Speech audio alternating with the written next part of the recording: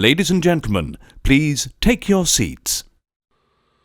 You know, it's only in those truly bucolic settings that violence can really come to a head, and you know what I'm about to say. If you're within the sound of my voice, that must mean you're in the seats with once more, as always. My name is Dave Voigt, and I'm the host of this podcast where we sit down with a wide-ranging variety of industry professionals and pick their brain about current projects, state of the industry, how they got started, and so very much more in a light and conversational fashion. And if you like how we do things around here, you can subscribe to the podcast. I mean, you're listening right now, so you're halfway there. You can find us over at Apple, Spotify, Amazon, Google, basically anywhere where you get your podcasts. Plus, we archive every single one of our episodes over at our In the Seats YouTube channel. So if you can give us a like and subscribe there as well, that would be fantastic. Also, you can find us on social media. You can find us on the Facebook, the Twitter, and the Instagram at either at In the Seats or at It's Podcast One for all sorts of fun updates. And also, we're on the TikTok at In the Seats just for the hell of it. Because, hey, why not? But, and finally, and I do dare to say most importantly, please swing on by over to In the Seats, intheseats.ca, for all the latest and greatest reviews and news from the world of film, television, video on demand, film festivals, basically anything having to do with the moving image. We love to write about and talk about it, and we love it when you come read about it. So please come on by. On this episode, we've got a good one. We are talking about a new film which is on most VOD platforms now. It's called The Winter Lake, from writer-director Phil Sheerin, and it's about a boy with a troubled past and a troubled girl, and in this bucolic Irish village. But when they uncover the corpse of an infant, things start to unravel on so many levels, and it's really a thriller. It follows the story of Tom, because he's not happy to be living in his late grandfather's farmhouse, but newly transplanted to the Irish countryside, he's a bit of an introvert. He just spends he spends his days with a box cutter, scooping up animal skulls for his collection, which obviously is a bit dark, but there you go. His mother isn't pleased either, and makes a lot of bitter references to something that Tom did that made them leave the city. But one day, as he's wandering around, he finds something horrible on the shore of their property's seasonal lake. It's the body of an infant washed up in a bag. It's Phil Sheerin really made a very dark but really sort of beautiful film wrapped in inside this violent mystery that's shot in the hinterland of Ireland, and it really captures sort of the insidious nature of the small town vibe. And we got to talk with Phil about just sort of the making of the film and the casting therein. It's got Sex Education's Emma Mackey, people like Anson Boone, actors like Charlie Murphy. There's a few other people. It's really an interesting cast, sort of, and there's a few people in here who sort of got famous right after they did this movie, or right before they did this movie, but it's a real sort of compelling, sort of dark, insidious little tale, and we talked with Phil all about it. And I hope you enjoy our conversation with him, but I also hope you go check out The Winter Lake on most VOD platforms now. But first, enjoy our talk with Phil, because, like I always like to say, it's a good one.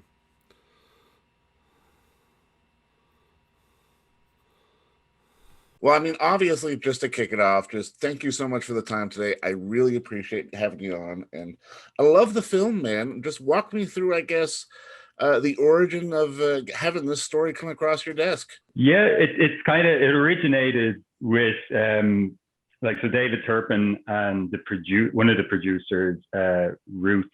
They kind of originated the idea together based on events that were happening in Ireland at the time, and also kind of things that were a part of their own, kind of like their family's own heritage and things like that. So they wrote a couple of drafts themselves, and then I made a short film that did really well called North, which which they really liked, and they liked the tone of it, and they liked the setting, all very similar, like kind of very rural, very isolated, kind of hidden away family. So they saw that, and they kind of just wondered, would I read the script and be interested to talk? And when I read it, like obviously it was like early days, it was still only like second draft or something like that. But yeah, a lot of themes, a lot like it's a lot about the setting, a lot about the dynamics between like mother and son is kind of central to the film, and that's kind of, I know it's a topic that fascinates me. So there was a lot in it, not only in its thematics, but also in the symbolism that David was drawing into it, in the kind of the gothic feeling of the landscape, things like that I just felt were very poetic and kind of different from, because a normal rural noir would be a little bit more bombastic, I would say, whereas this film took a lot more of just a heavy psychological approach, more using the noirish tropes, but more telling what was that? No, just for sure. I know, I'm agreeing with you. All right, no, there's a big loud beep beep going on in my ears. I don't know if it was my microphone or my headphones or you. But that was kind of it. It was like there was a lot resonated with me, I suppose. Me personally, though, like I don't know if you want me to just keep waffling. Oh, go for it. Yeah. Because like you can talk, like this film is clearly about abuse and it's clearly about repression and things like this, and also things that not only are in Ireland's recent history, but also like just things in general, just systemic abuses and abuse of power and things like that. But as a director, I suppose I would come at things a little bit more on the ground and from the character's point of view. And what I adored about the script, and the first character that I fell in love with, was the mother character, Elaine's character, because what she was dealing with more palpably was the same issue that they all had. And it was a sense of how crippling loneliness can be, and how when you're truly lonely and like when you feel like it can destroy your self-worth, it can kind of erode your identity because you feel you need to, like, in a way, rebuild yourself in an image that will attract others and things like that. So there was all this going on in her character, but without her really ever talking about it. It was just how you saw her acting by herself and with the self-medication and things like that, how she interacted with her son, who she feels who she blames, I suppose, for why she doesn't have it. Because she kind of, her self-worth, she clearly has wrapped up in an external kind of locus, like in terms of which she needs a man so that she feels worthy. Or feels like she's an individual, which is obviously what her journey and her arc is, to get away from that. But there was just something so honest about it that kind of resonated with me, as like, you know, like everyone, or it should resonate with most people who go through, because you go through breakups and you have that moment, like that period of self-destruction afterwards and all this kind of stuff. So for me, she was the on-road into the script, and she was like, once I understood her completely, I was able to kind of piece together the emotions and psychology of the other characters as they're dealing with more extreme versions of the same thing. So No, and I mean, I like absolutely agree with you. And I mean, every character in this film, you could really sort of palpably feel, I guess grief would be the right word, that they're all kind of carrying and hanging on to. Can you talk to me a little bit about just casting and finding not just the right people, but making sure that everyone was sort of on the same wavelength? Because I mean, especially in a film like this, if you're not exactly capturing the tone that you want, it's not going to work as well as it does. Yeah, well, obviously, like a lot of it's in the lap of the film gods. There is luck involved, but from the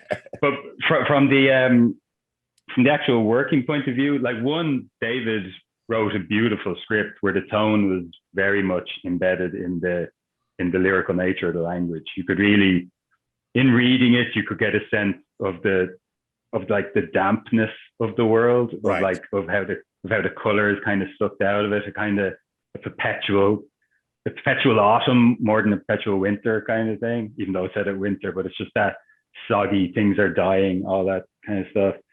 So that was just imbued into it anyway. And then just the nature of a lot of characters, this is why I loved it, in terms of the characters. You really get the impression that they think a lot, like each and every one of them. are on some level analyzing themselves or their situation or scheming as to what they want. And the script and the film gives over a lot of time to that process for them. But I think that's quite an odd thing.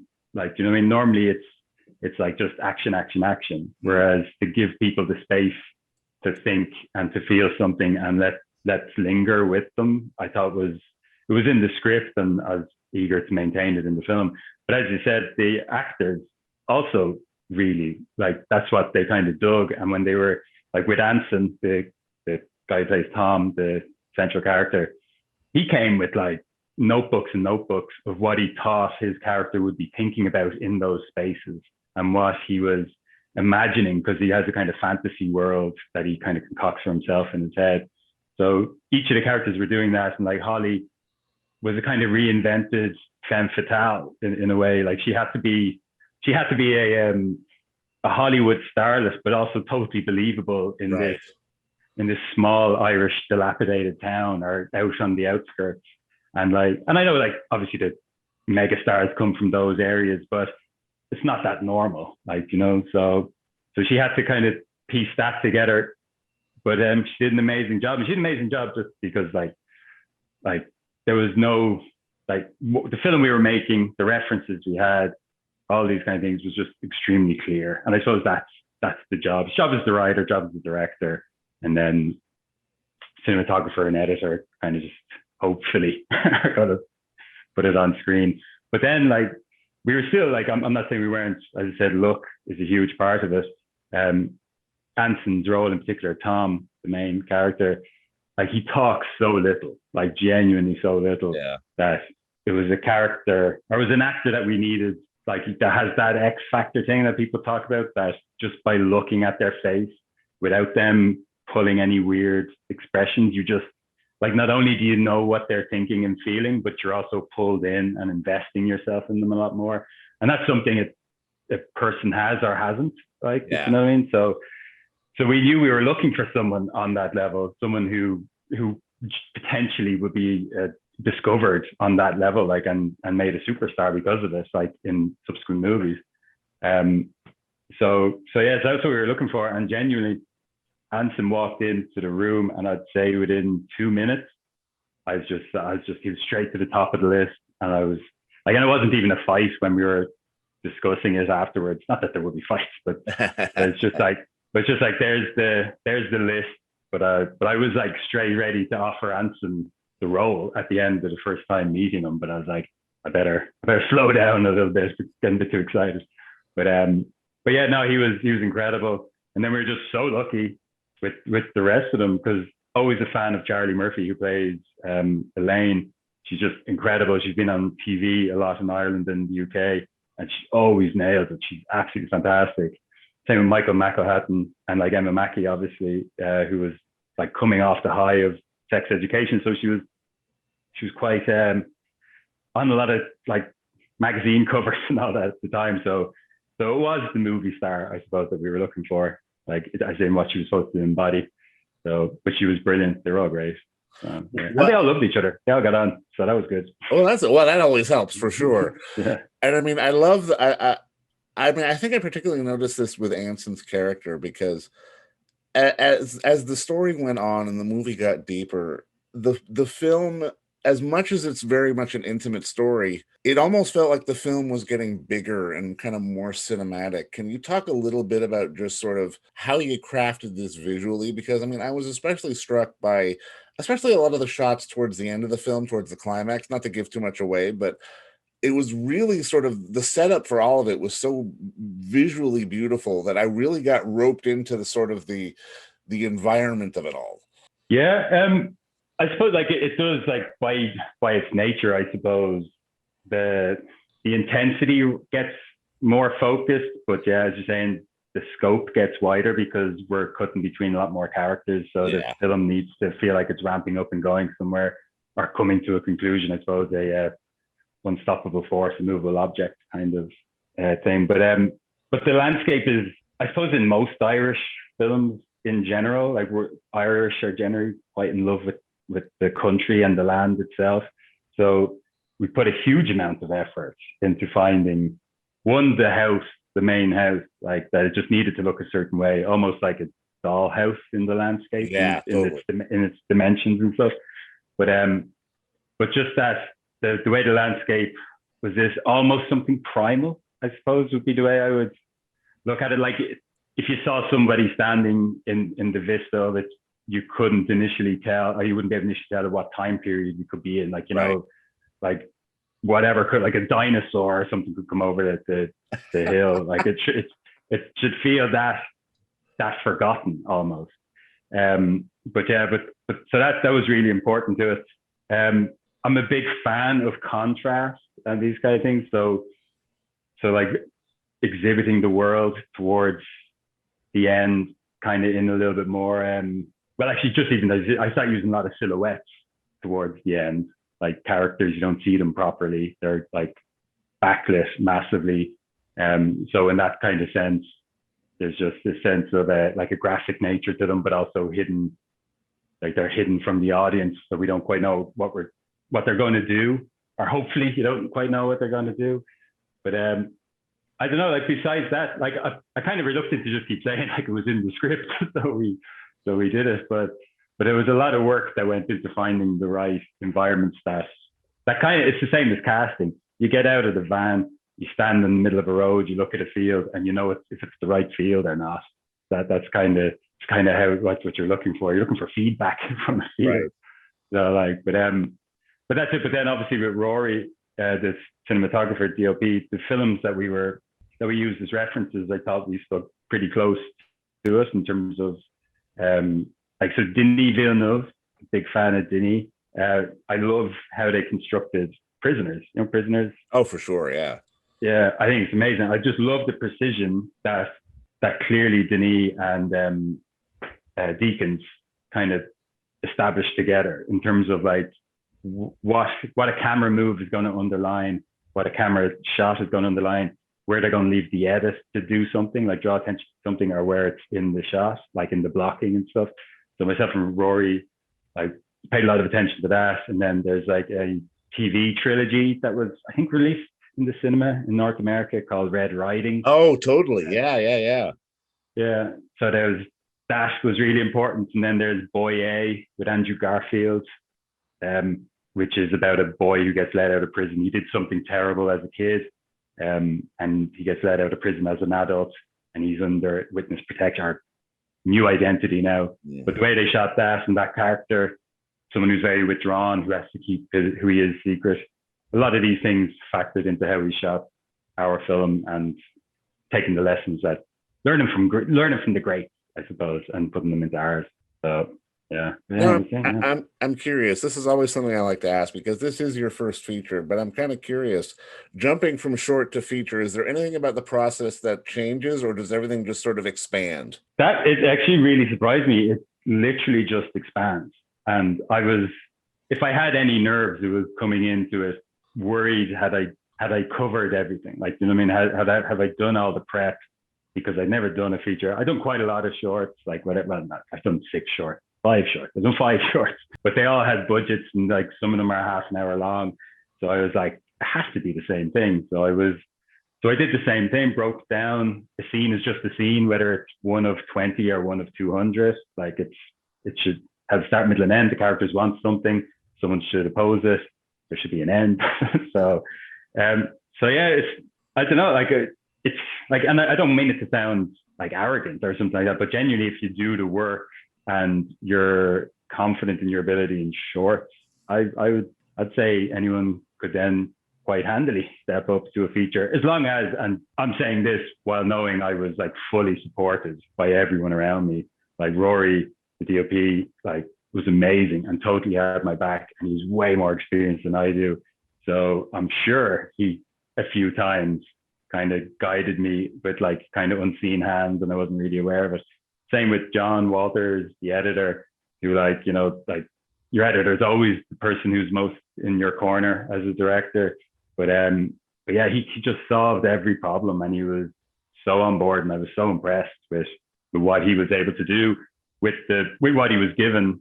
And when a problem arose, and I was like I would have no idea what to do, and he would always have ideas, like multiple ideas.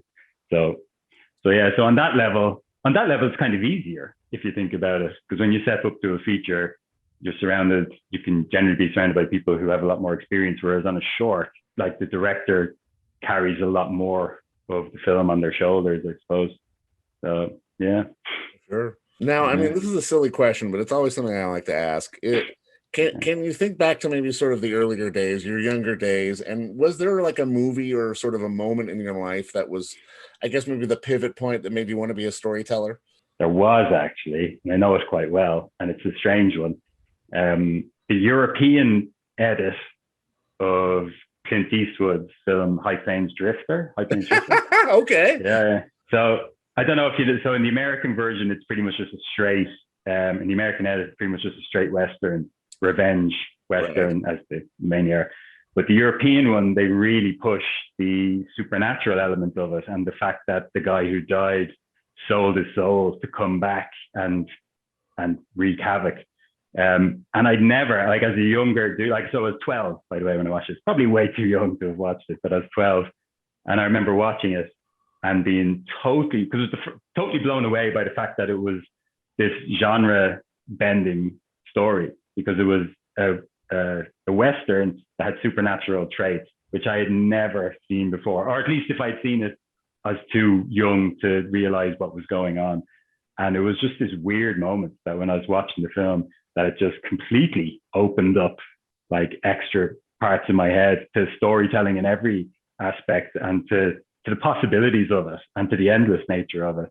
But at the same time, massive movie buff house. Like, my two older brothers when I was growing up were like, I was always watching amazing films, and I was always kind of, so like seeing things like Apocalypse Now when I was too young, but understanding it was amazing, but not having a clue what it's about. Right. So there's things like that. But the film that made me look at films differently and kind of made me start obsessing about them was High Plains Drifter, and in particular the genre bending aspect of it. And also, it was probably the first time I noticed the anti-hero aspect of it, like in terms of he's clearly not a good guy, but we're rooting for him. So that was also a strange concept to a 12-year-old. So kind of good. So that's probably the best story I've gotten for this, because I've heard that story about the High Plains Drifter cut, but I've never actually seen it. Now you're really making me want to see it. Oh, it's amazing. I swear to God, I think the European cut is absolutely brilliant, and the sound design is great. The mix is terrible, but I think that's just the 70s. Now, I mean, I guess just to put a bow on this, now that the process of you making The Winter Lake is sort of in the rear view mirror, like, what is the one thing that maybe you've pulled from it personally that you can apply going forward to sort of the next job? I suppose it's the lesson I learned more than anything is you have to work with people, and you have to work with people within the same taste. That you will waste a lot of time, and things will just take longer, which was one of the aspects, that, like, a frustrating aspect of any like journey in making film. But what you waste a lot of time doing is when people have different tastes and you're trying to convince each other of who's right and who's wrong. But of course, when you're talking about taste, no one's right and no one's wrong. Of course, yeah. Taste. But with films, because there's so many, or features, there's so many people involved. There's so many people with power, like, in terms of financiers and things like that. Things can just hit multiple roadblocks just based on taste, and it can take months to get past that particular section. And then ultimately, like, it's a lot of wasted energy, would be the way I would think about it.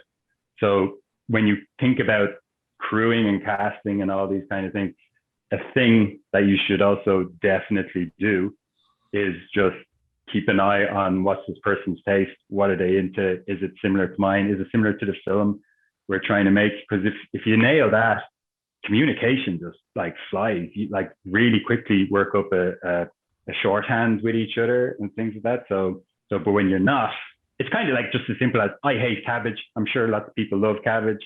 You can't convince me to like cabbage, but I also, fair enough, you like cabbage. I don't think you're wrong.